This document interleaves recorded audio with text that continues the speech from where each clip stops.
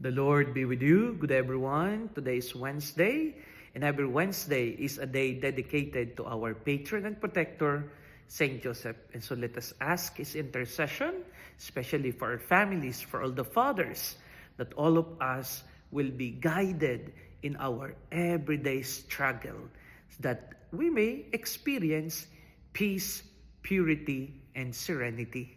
In our gospel coming from St. Matthew chapter 6 verses 1 to 6, verses 16 to 18, the Lord is reminding us all to avoid hypocrisy.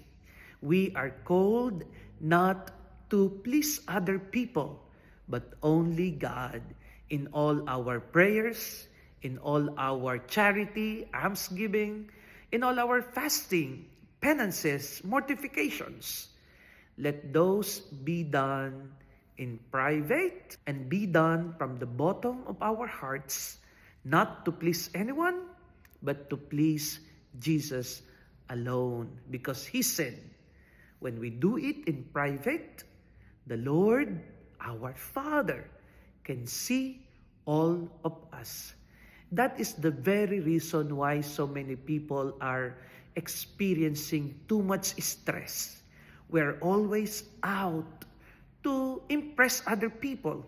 But let me assure you this, no matter how hard we try, there will always be people who will not be satisfied by everything that we did, because they are looking from one vantage point of view, and they may not be seeing or looking from the way we are doing things.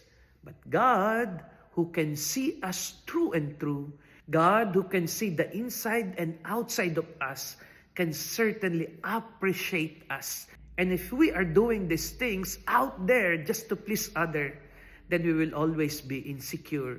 In Jesus, there is completeness in us, because He will always appreciate every little thing that we do. There's no point in pleasing others, but it is everything to please our God. God bless.